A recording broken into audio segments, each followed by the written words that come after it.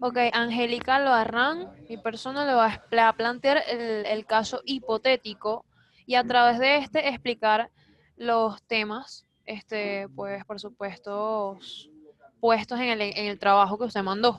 Angélica Loarrán, modo 01D 29 595 628. A ver, para empezar, mi caso se caracteriza porque un individuo, ¿ok? Traficante de sustancias estupefacientes es descubierto violentando a sus hijos de 7 y 8 años tras haber llegado a su casa borracho. Entre las 4 y entre las 4 y media y las 5 de la mañana, tras otras investigaciones se descubre que este mismo ha violado sexualmente a una menor de 12 años de edad que vive cerca de su residencia, es decir, una vecina, después de haberla drogado 2 días anteriores al hallazgo. Que para empezar, aquí, para poder entender y aplicar este caso al sentido, al ámbito jurídico, tenemos que primero interpretar tanto lo que es el caso como lo que son los artículos, ¿ok? Porque tenemos que tomar en cuenta todas las características que tiene el caso y qué es lo relevante al momento de aplicar la sanción, por así decirlo. Pero sobre todo el juez es el que aplica eso, porque pueden haber distintas sanciones, pero el intérprete principal es el juez.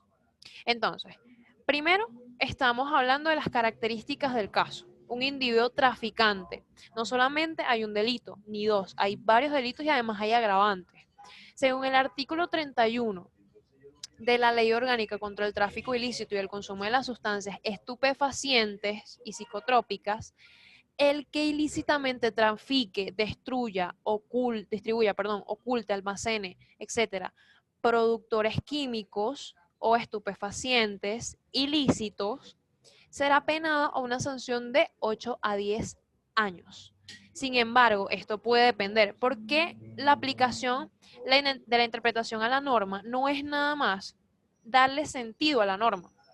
Porque sí, muchas veces puede resultar dificultoso por su falta de precisión, pero también es aplicar esa norma al caso en específico. Aquí, por ejemplo, no podemos aplicar simplemente esta norma porque no sabemos exactamente si el traficante, este, por ejemplo, tiene cuánta cantidad de estupefacientes tiene, que para empezar, que tiene marihuana, cocaína.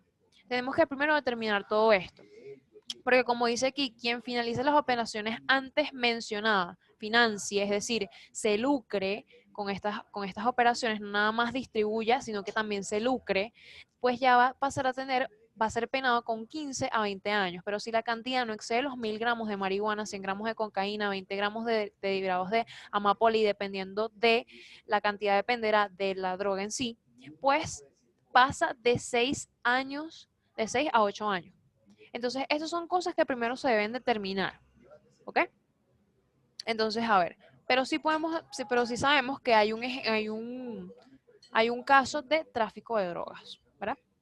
Entonces, pero aquí no solamente se aplican esto, sino que también hay una circunstancia agravante, que son las modalidades previstas, que este es el artículo 31, 32 y 33 de esta misma ley orgánica, cometido a las niñas o niños o adolescentes minusválido por causas mentales, físicas o indígenas, es decir, drogar a un niño, niña, adolescente minusválido por causas mentales o físicas o indígenas. Entonces, hay eso es una cuestión agravante, es decir, que ya no solamente tiene, por ejemplo, vamos a ponerle 15 a 20 años, porque se financió esto, sino que además tiene el agravante que también conlleva su cantidad. Creo que se duplicó un tercio de la mitad, si no mal recuerdo. No lo puse exactamente aquí. Entonces ya tenemos traficante y el haberla drogado para violarla. El haber drogado a una niña menor de 12 años, porque eso es otra cosa.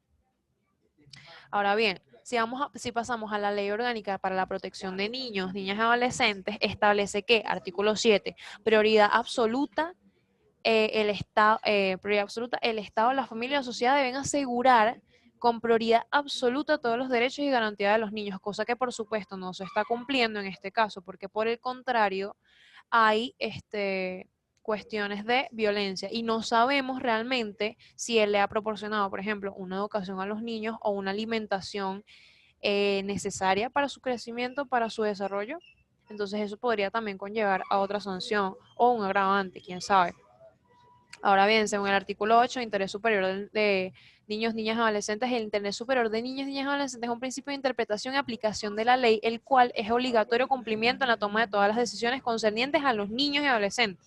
Este principio está dirigido a asegurar el desarrollo integral de los niños, niños y adolescentes, así como el disfrute pleno y efectivo de sus derechos y garantías, lo que estaba comentando anteriormente.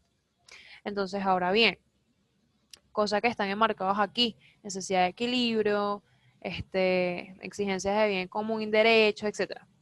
Ahora bien, en el artículo de la misma LOMNA, el artículo 254, en el que tipifica que el trato cruel o maltrato a un niño, es decir, quien someta a un niño, niño, adolescente bajo su autoridad, responsabilidad de crianza o vigilancia o trato cruel o maltrato mediante vejación física o psíquica, será penado o penado de prisión de 13 años, de 1 a 13 años. Siempre que no constituya un hecho punible, será sancionado o sancionado con una pena mayor. ¿Ok?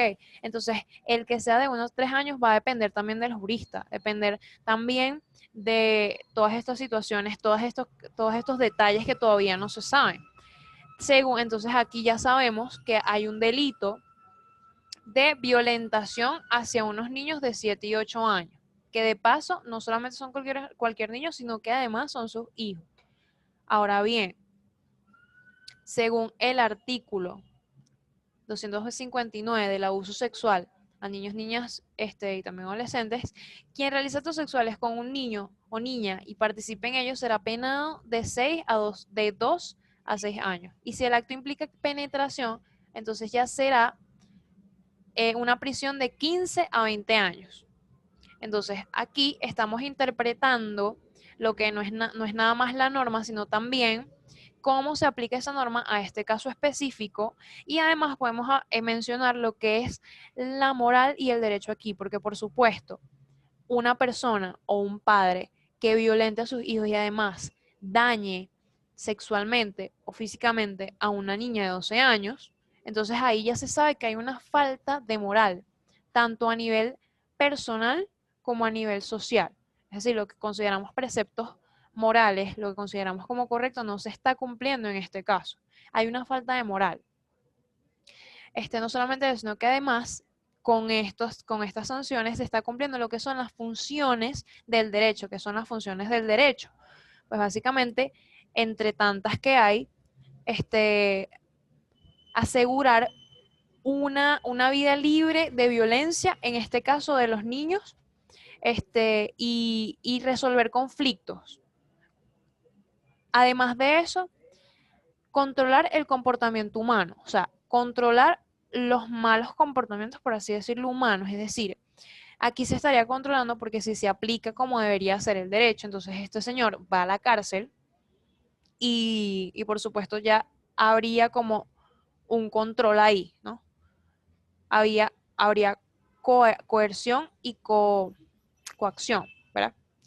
Coerción, todo lo que está tipificado, coacción, la sanción judicial, aplicado por el Poder Judicial.